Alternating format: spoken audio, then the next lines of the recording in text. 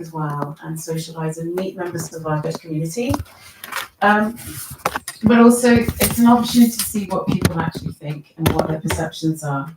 And as a church, what we were hoping to do was to take some of those ideas that were perhaps not Christian ideas or Christian values and talk to people about them. An opportunity to have an open discussion, but through the medium of art. Okay? Right. I've gone blank. Was there anything else I had to mention? Right. Well, without further ado, thank you very much for coming. It's great to see you. There is one thing that I've been dying to do. There is one thing. two things.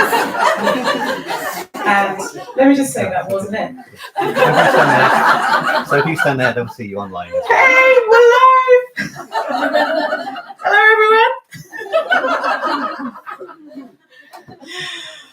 Okay, right. Well, how's that for disconcentment? So what I was hoping to do, I'm going to put this microphone down now, if that's okay. Thank you very much. International Women's Day has a theme and a hashtag, and this year it was Accelerate Action. And this year it was Accelerate Action. And every year they have that theme, and every year they have a pose. And the year we did our exhibition, the pose was this. It was a hug, okay? And this year's Accelerate Action pose is this, okay? So what I would like you to do, for those of you that aren't camera shy, is to do the pose for me like this. And I'm just going to take a shot of all of you doing that. And if you don't want to be on social media, take the person's arm next to you and get them to put it in front of your face. Okay? And that should cover it. So if you could all do that. Is that clear?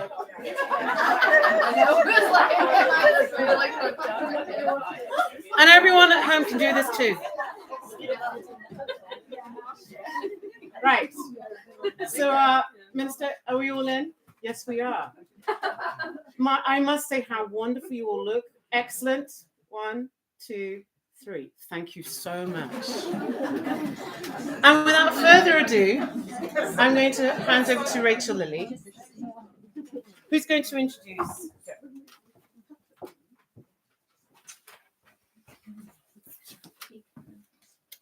Hello, there's a lot of you. So my name is Rachel Lilly.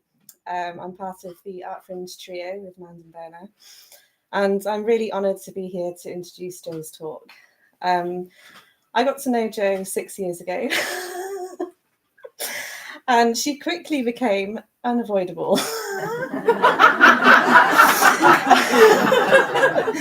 Especially as both my children happen to be the same age as just 50% of her children. So we've been stalking each other through life ever since. I'm sure a lot of you will know she's a wonderful person to share life with. And I'm really excited to hear what she's going to be talking about tonight. On this important topic, especially coming from the point of view of a mother of 4, a secondary school science teacher, and a Christian. So please, could you join me in giving a warm welcome to Jo Walker?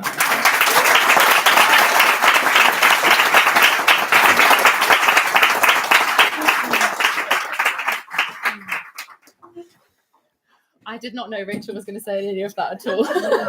But thank you very much for your warm welcome. It's really great to see you guys all here tonight. It's amazing how many there are of you. Thank you so much for coming along. And I hope that you enjoy our evening together. Am I enough? That was the title of the talk up here. But I will let you in on a little secret. A couple of weeks after I wrote the first draft for this talk, I realized that I had actually completely confused myself. And what had started as, am I enough, then morphed into, I have had enough, which maybe is an indication of the journey I've been on. And so actually I then rewrote this talk to frame around both of those questions. Not just am I enough, but also have you had enough? Which I think are both important for us today. I was then interested to see that the questions that I gave to Berna for the advertising of this talk actually included all those questions anyway, which was amusing. I'm going to read those advertising questions to you here. You might have seen this slide on social media.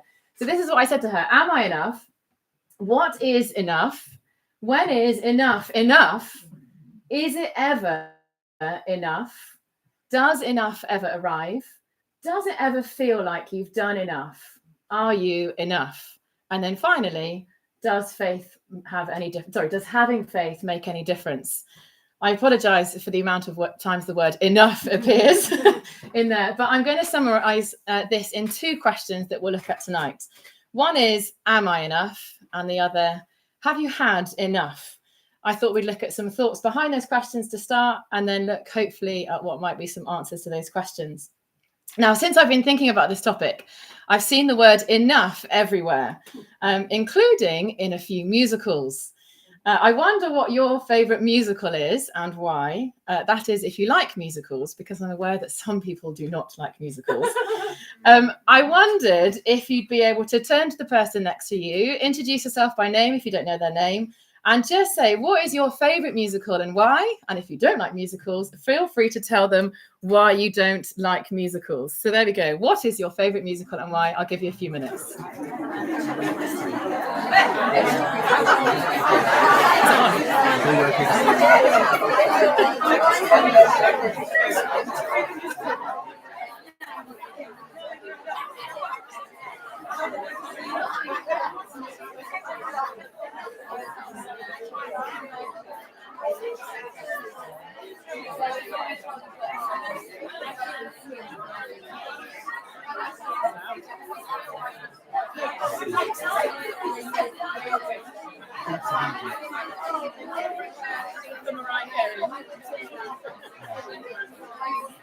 When you believe.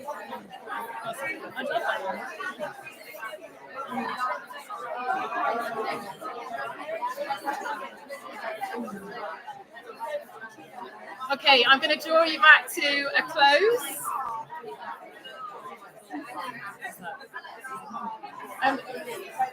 You guys are loud and chatty. This is amazing.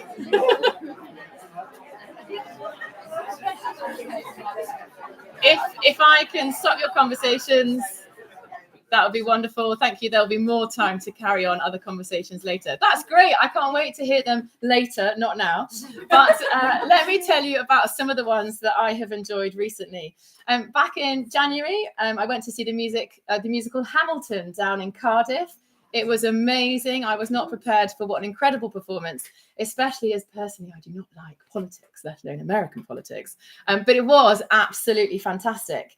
We're introduced to the historical figure Alexander Hamilton, who was incredibly ambitious and highly successful.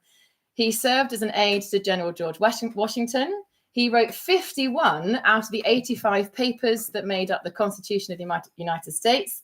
He was the first US Secretary of the Treasury, so he was basically outstanding.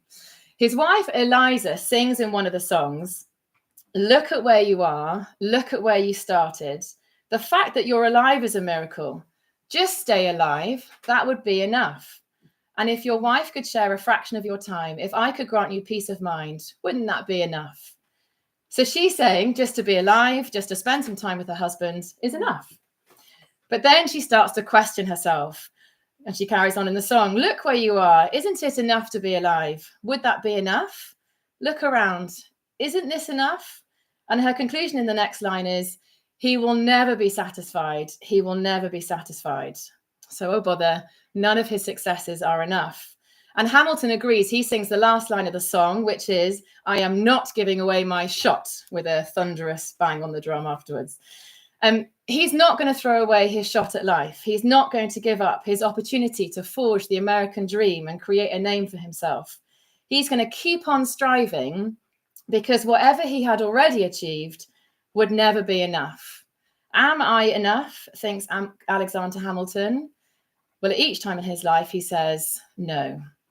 It is a deep question, am I enough? Am I pleased with who I am and what I've done in my life?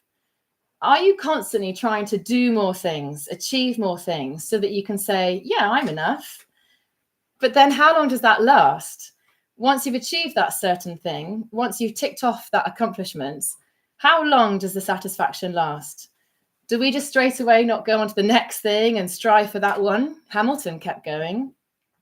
I don't want to suggest, by the way, that part of this isn't excellence. This is how we better ourselves. It's right to make the most of every opportunity. It's great to be the best that we can be. But at what cost? During the story, we see that Hamilton was unfaithful to his wife. We see that he lost his son. We see that in the end, he died in a duel with a pistol, aged either 47 or 49. Also, who are you doing it for? When you say, am I enough? Who are you asking? Are you asking yourself? Are you your own judge?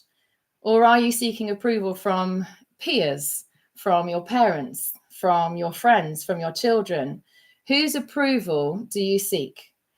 For Hamilton, according to this song, which I'm aware might not be, historically truthful, it seems to be his own internal sense of wanting to be more. It's himself that drives him. He's his own judge. Well, what about you? When you say, am I enough? Who are you letting speak into your life to judge you? Who would you like to be aiming to please? So on to our next question to discuss with your neighbour. I'd like you to fill in, please, the 2 blanks. So at the end of your life, how would you finish these 2 sentences? I wish I'd spent more time, what? I wish I'd spent less time, what? Or you could just more simply say, what would you like to get better at? And what would you like to stop? So off you go again, a couple of minutes.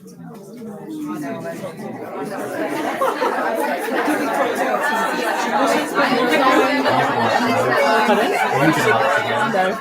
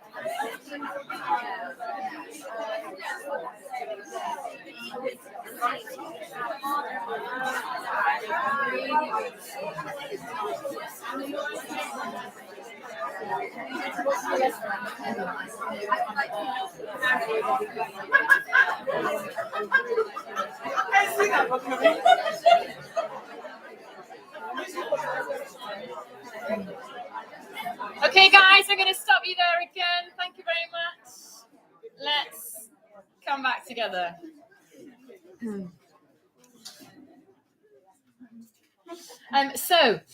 Nobody on their deathbed ever said, I wish I'd spent more time at the office. Brilliant. Apparently that was first said by US Senator Paul Tsongas. It is helpful to reflect on our lives, to have those times when we think, what would I like to do more of? What would I like to do less of? Are you still keeping your New Year's resolutions? According to the Baylor College of Medicine, they say that 88% of people who set New Year's resolutions fail by the end of January.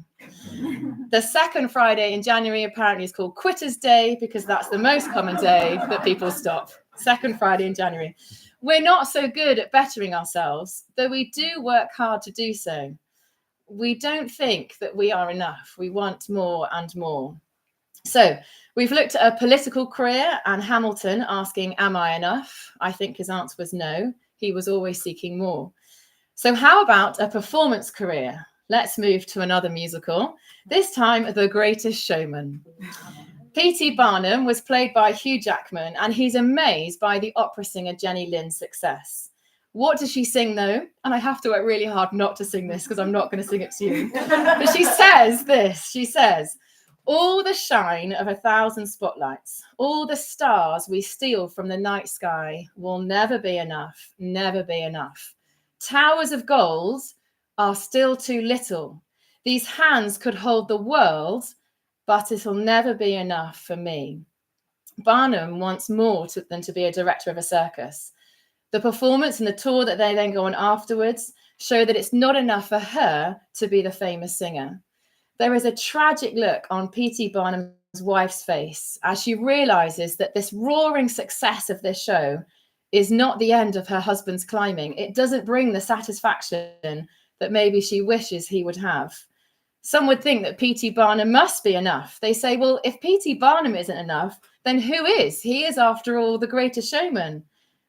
But I think this film shows us that despite his huge success, his answer to the question, am I enough, is also no. So, is this just about career? No. Is it just about men? Certainly not. I remember the first time I watched the Barbie movie, not a musical, but here we go. I heard America Ferrera's powerful monologue, and I actually couldn't stop the tears flowing. It really hit a nerve to me. In the film, she's talking to the beautiful Margot Robbie, who's playing Barbie, and Barbie has given up because it's too difficult to be perfect. It's as if she asked herself, am I enough? And she realizes the answer is no, and will always be no. You might have seen a very short part of this clip on the advertising for tonight's talk, but we're going to watch it in full now. It's a couple of minutes long. This is Ferrera's answer back to Barbie. So here we go. So there's the film, and here we go. It is literally impossible to be a woman. You are so beautiful and so smart, and it kills me that you don't think you're good enough. Like, we have to always be extraordinary. But somehow we're always doing it wrong. You have to be thin, but not too thin. And you can never say you want to be thin. You have to say you want to be healthy, but also you have to be thin. You have to have money, but you can't ask for money because that's crass. You have to be a boss, but you can't be mean. You have to lead, but you can't squash other people's ideas. You're supposed to love being a mother, but don't talk about your kids all the damn time. You have to be a career woman, but also always be looking out for other people. You have to answer for men's bad behavior, which is insane, but if you point that out, you're accused of complaining. You're supposed to stay pretty for men, but not so pretty that you tempt them too much or that you threaten other women, because you're supposed to be a part of the sisterhood, but always stand out and always be grateful. But never forget that the system is rigged, so find a way to acknowledge that, but also always be grateful. You have to never get old, never be rude, never show off, never be selfish, never fall down, never fail, never show fear, never get out of line. It's too hard, it's too contradictory, and nobody gives you a medal or says thank you. And it turns out, in fact, that not only are you doing everything wrong, but also everything is your fault.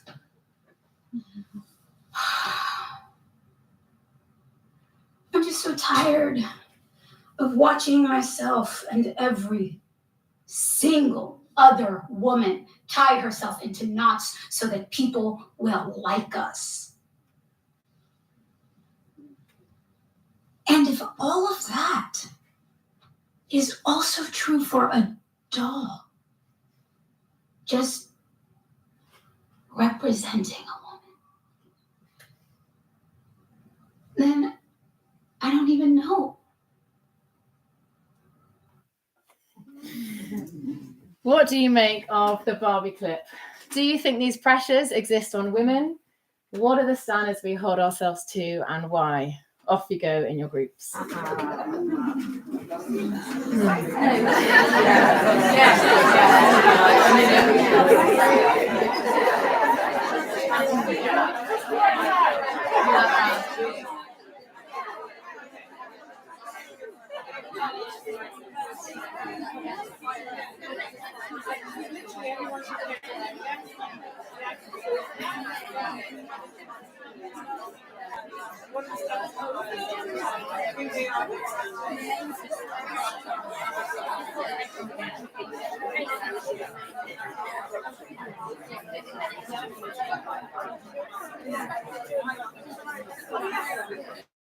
I realise I think you're the only man in front of 10 rows.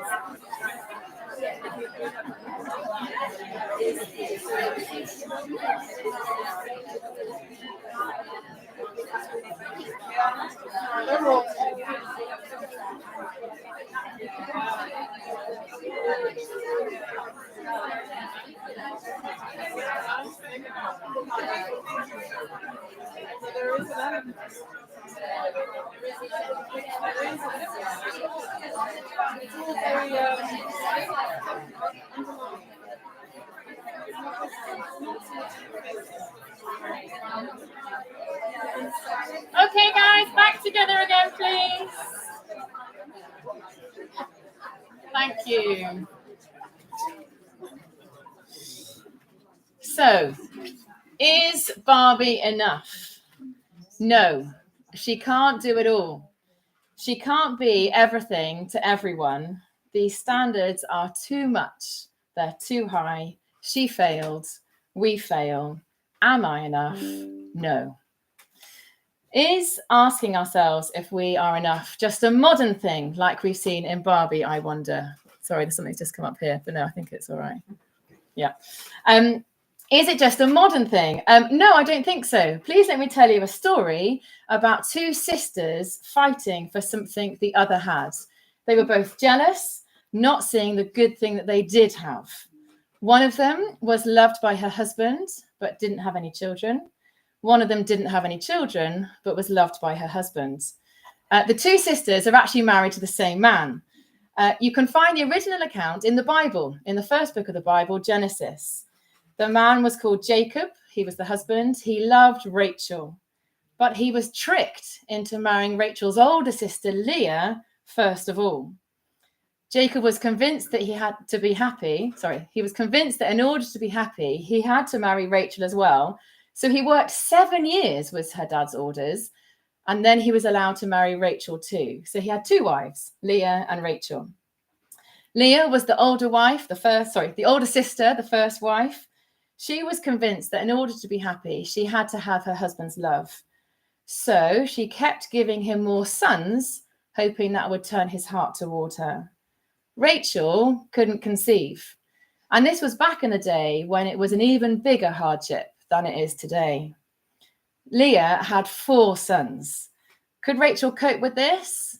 No. So she gave her maidservant to Jacob so that she could have a son through her maid. Was it enough to have 1 son? No, she did it again so she could have 2 sons. This son she called Naphtali. Now check out what this means. Naphtali means, I have had great struggle with my sister and I have won. Not sure that'll be in the top 10 names tonight if anyone's pregnant here. So was Leah happy enough with her 4 sons? No, she then gave her maidservants to Jacob so that she could have another son. Was it enough that she did that once? No, she did it twice. And then this is a bit bizarre. Leah and Rachel have an argument about some mandrake plants. But Leah says this, which is our key phrase. Wasn't it, this is to her sister, wasn't it enough that you took away my husband's? Will you take my son's mandrakes too? And then as compensation for these mandrakes, Leah demanded that she got to sleep with Jacob again, and therefore she conceived again and had her 5th son, then her 6th son, then her 7th child, a daughter.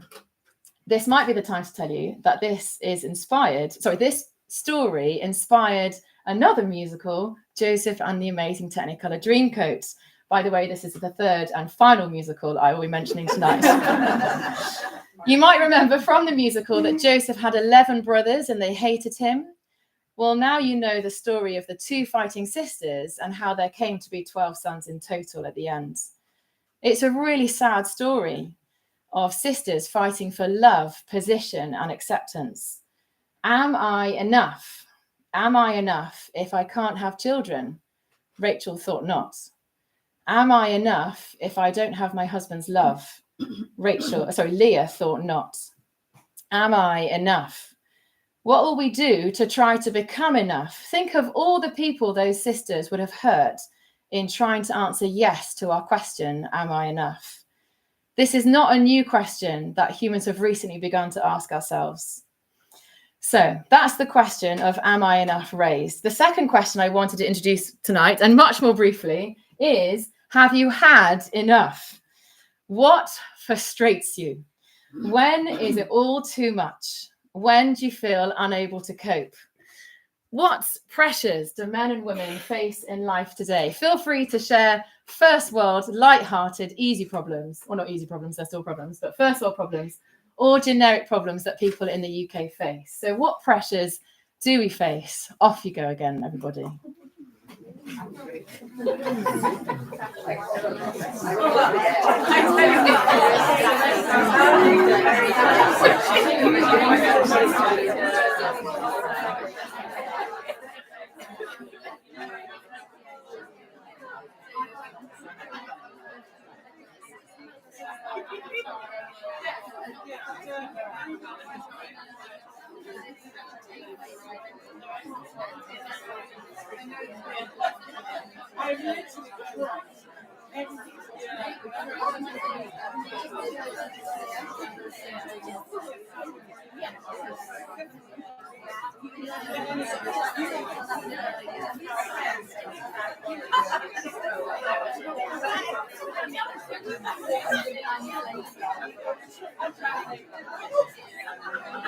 Guys, I'm going to stop you there again so that we can move on.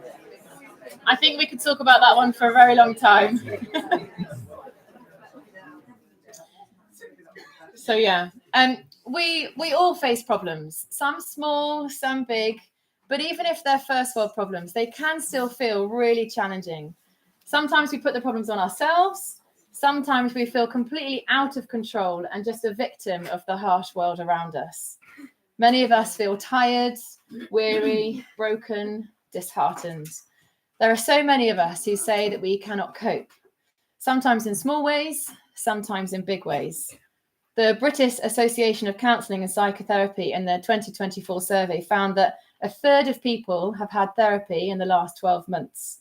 The Mental Health Foundation found that 81% of women, 67% of men have felt so stressed at some point in the last year that they are overwhelmed or unable to cope. That was 81% of women and 67% of men. We say, I have had enough. Some of you might have come across this book, The Anxious Generation by Jonathan Haidt. He examines the rising levels of anxiety and depression among young people, arguing that families have moved from a play-based childhood to a phone-based childhood, and that, he says, has been a momentous disaster.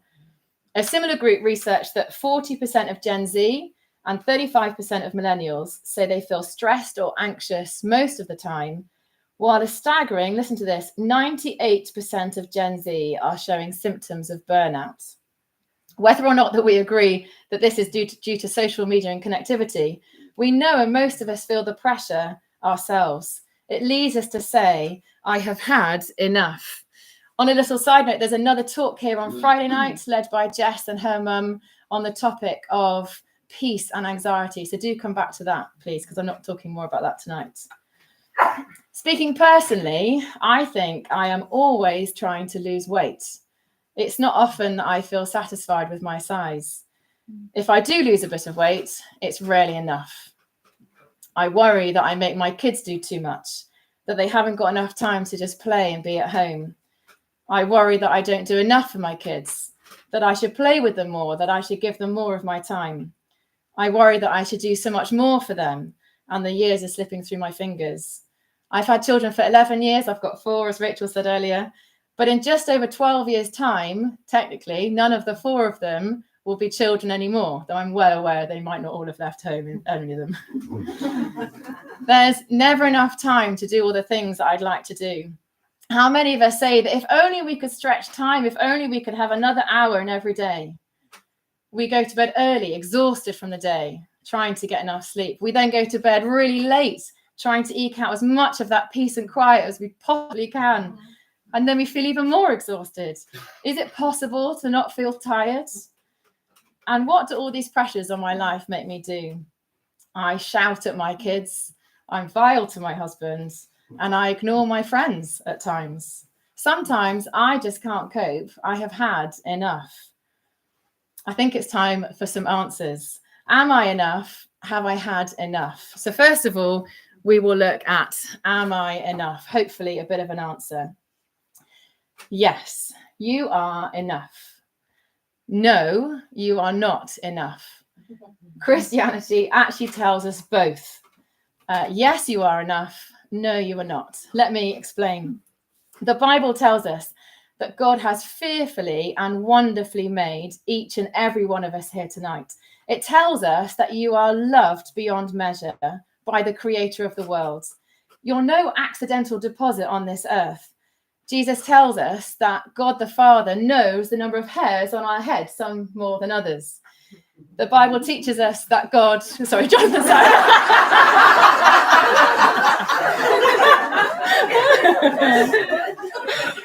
Brilliant. God knows it all. The Bible teaches us that God created us, that he knows us, that he cares for you, and he doesn't make mistakes. The Bible even tells us that God so loved the world that he sent his one and only son into the world so that we could know him. You are precious in his sight. He sees you. You are enough. You have nothing to prove. You do not need to work for God's love for you. He loved you before you were born, before you even did anything. We cannot work our way up to God. He already loves you. We didn't need to get it right before he sent his son. So, am I enough? Yes, you are enough. In the world's standards, you don't need to strive, because by God's standards, you are enough. However, am I enough? No, because I fail every day. I'm not good enough. I shout at my kids. I'm vile to my husband. I ignore my friends. I am not capable. I am not perfect. I cannot do enough. But Jesus provides me with what I can't. He is perfect when I am not. Jesus says he is enough. There's a guy called Paul in the Bible who's really struggling, and Jesus says to him, "My grace is sufficient for you. My power is made perfect in weakness." When I am weak, he is strong.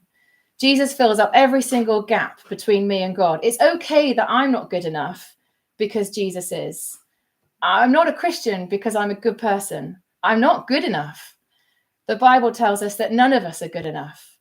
But Jesus has given me grace, and so I am enough. So Christianity says yes and no. I'm not enough, and I am enough. I'm grateful that God loves me. He knows all my flaws and failures, my thoughts, desires, and embarrassments, and he loves me in spite of them. I might try to hide them from some of you guys, though unsuccessfully at times, but I don't need to hide them from him. I remember hearing this quote when I was a teenager, and it made me feel greatly loved and very free. When you trust Jesus, there is nothing you can do to make God love you more. There is nothing you can do to make God love you less. I'm aware this is really deep and throws a lot more potential questions into the mix. Please do come and speak to me or someone afterwards. They're great questions to ask, but I'm aware it's very deep. Let's go on to our second question. The second one, have you had enough? And look at some answers there. But before I share an answer, I'd love you to discuss one more time. What do you do when you've had enough? How do you start coping again?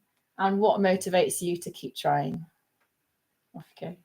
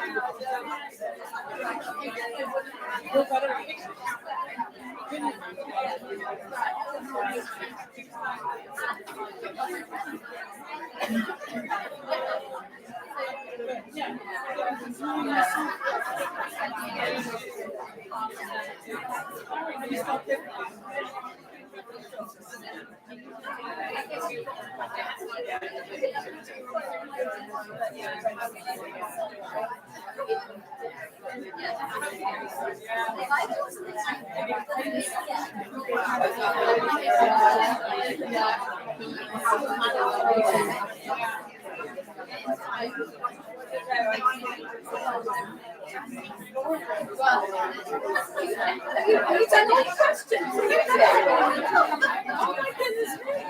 I used to like cooking again. What do you do when you've had enough?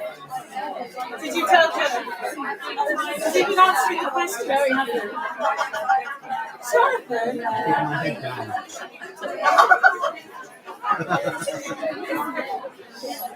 Guys, I will bring you back together again, if that's okay.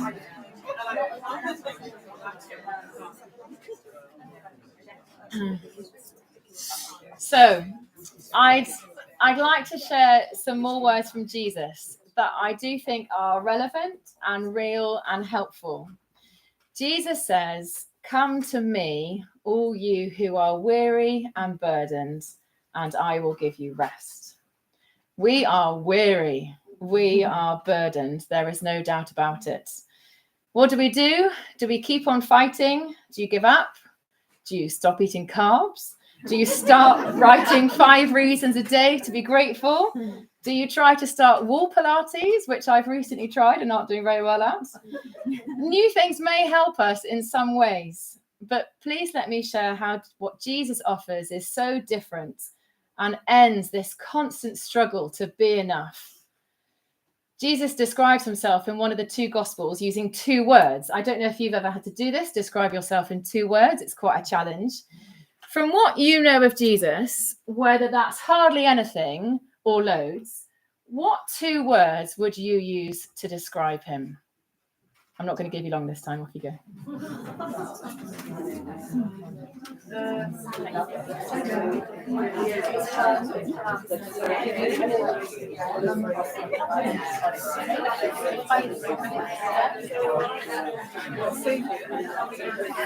Okay, that's enough. Oh, sorry, just getting going. That was a good cue to help us think. I think I'm going to miss my 10 points now.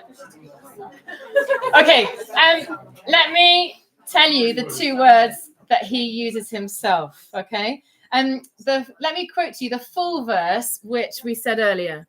This is what he says. "Come to me, all you who are weary and burdened, and I will give you rest. Take my yoke upon you and learn from me, for I am gentle and lowly in heart, and you will find rest for your souls. For my yoke is easy and my burden is light." That's written in Matthew's Gospel, chapter 11, verse 28 to 30. So the 2 words there you might be able to see are gentle and lowly, not maybe what you might have expected. So gentle and lowly, what do they mean? Meek, humble. Jesus is not trigger happy. He's not harsh and reactionary. He's not easily exasperated, very unlike me in those times when I'm trying to get all the children out of the house, to a club or to a school, or they're all asking me questions at the same time and I just can't cope anymore. Jesus is unlike that. He is the most understanding person in the whole universe. The posture most natural to Jesus is not a pointed finger, but open arms. You don't need to unburden or collect yourself and then come to Jesus. Your very burden is what qualifies you to come. No payment is required. He says, "I will give you rest." Whether you're actively working hard to crowbar your life into smoothness, or you're feeling weighed down by something outside of your control, Jesus Christ desires that we find rest. He wants us to come in out of the storm. Jesus promises rest from constantly wanting more, needing to prove yourself, provide for everything and everyone. Now, I'm certainly not perfect. No one is here. I don't get things right all the time. I get distracted away from Jesus's words. But when I look up out of this world and I remember who Jesus is, I feel that peace of knowing God. I know that Jesus loves me and that I am his child, and that is enough. That can never be taken away because it wasn't given to me on my merit in the first place. The Bible tells us that anyone that trusts in Jesus is given this free gift. Now, I'm not claiming that by knowing Jesus, all your problems will go away, or that you'll never need to see a counsellor or not need to take medication. This world is tough, but there is someone who can walk alongside us and give us rest. Some of you might know Footprints. It's a baby and toddler group that meet here on a Wednesday morning. We'll be here tomorrow morning with lots of little children on the floors. I started coming to it when my eldest was a newborn, so 11 years ago, and I'm still a regular. None of my children are here anymore, but helping to run it. Our group is called Footprints, partly because of this wonderful poem. I don't expect you to be able to read it there. I just liked the picture. But I would like to read it to you because it demonstrates what I've just been saying. So this is it. I'm going to read it from here. One night I dreamed a dream as I was walking along the beach with my Lord. Across this dark sky flashed scenes from my life. For each scene, I noticed two sets of footprints in the sand, one belonging to me and one to the Lord.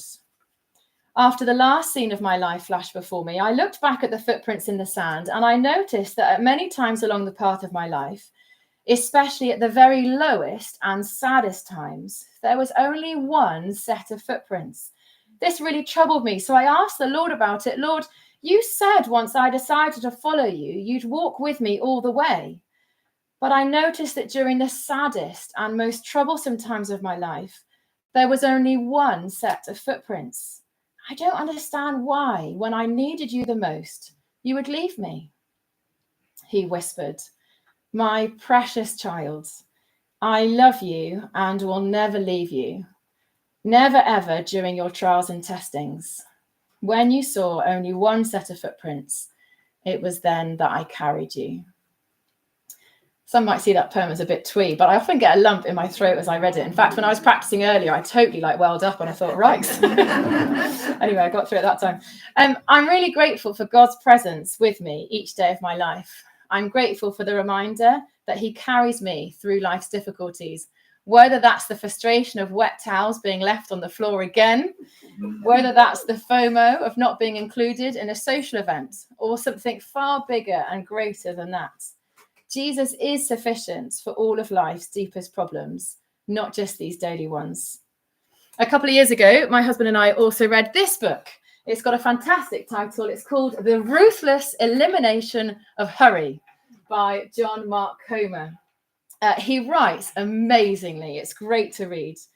He says we all have our own story of trying to stay sane in the day and age of iPhones and Wi-Fi and 24-hour news and 10-lane freeways with soul-crushing traffic and non-stop noise and a frenetic 90 miles per hour life of go, go, go.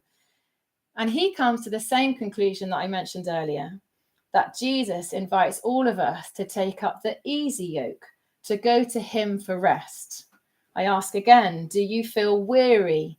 What about burdened? He says in his book, anybody feel a bone-deep tiredness, not just in your mind or body, but in your soul? Jesus has on offer to all an easy way to shoulder the weight of life with his triad of love, joy, and peace. As I draw to a close, friends, the constant battle we face in life to be enough, I don't think we will ever achieve.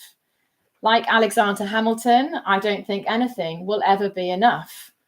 No amount of money will make you happy. Money doesn't buy happiness. But my husband has pointed this joke out to me. You know what money can buy? Jet skis. Have you ever seen anyone depressed on jet skis? I don't think jet skis will make you happy. Like Leah and Rachel, no amount of children will ever be enough. Like P.T. Barnum in The Greatest Showman, no amount of success will ever be enough. Am I enough? Jesus says yes, because you have been fearfully and wonderfully made. The Bible says no, because we all fail and fall short. but our status and identity can be found in God, who thinks we're precious and valuable. And for those times when we think, I have had enough, Jesus says, come to me, all you who are weary and burdened, and I will give you rest. Take my yoke upon you, and learn from me, for I am gentle and lowly in heart, and you will find rest for your souls. My yoke is easy and my burden is light. Jesus is not some coach shouting at us from the sidelines of how to live our best life or just get through this rubbish one that we've been dealt with. Jesus is the champion. He's lived this life on earth, and we can go to him and find rest. If you would like to come and find out more, please do come and speak to me afterwards or arrange a time to see me another time. I love talking about things of faith. Or speak to Bernard, Amanda and Rachel at the front here, the Art Fringe team. Or Jonathan, our pastor. Come and speak to any of us. Please don't leave this room and not keep asking yourself these questions. I do think it's so important. But also all these internal pressures we put on ourselves, the external demands. Life is tough, but I do think there is light and hope in Jesus. So please do carry on thinking about these things. That's the end of what I was going to say, but I just want to remind you of Jess and Lindsay's talk on Friday evening and the art exhibition that will carry on being open for, what day is it today? Tuesday. So Wednesday, Thursday, Friday, Saturday from 9 till 5. Do come, look around the art upstairs and keep talking about these things. So do come and find me at the end, but I will stop there. Thank you very much for listening, everyone.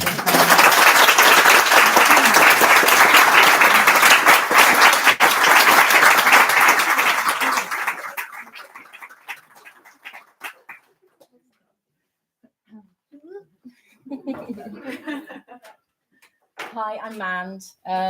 I can't follow that, so I'm not even going to try, but I do want to say thank you so much to Jo for giving us this talk tonight. I'm sure that some of the things that she's talked about tonight has resonated with many people here. I can certainly tell you that I had 2 boys, and that is categorically enough. 2 boys is enough.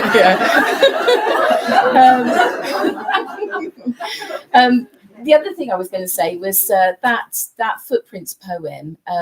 If you do find it too twee, there is also a beautiful song by a singer called Sia, who I'm not sure she's a Christian, but there's definitely something spiritually going on there. And she wrote a song called Footprints, and it is based on the poem. So it's a much more modern rendition, but with the same thinking behind it, that there is support for you and you don't have to travel this world alone. And that is definitely what we would say as Christians too. So I just want to say thank you again. I was going to say a lot more, but I think that's enough. So can we just give another thank you? And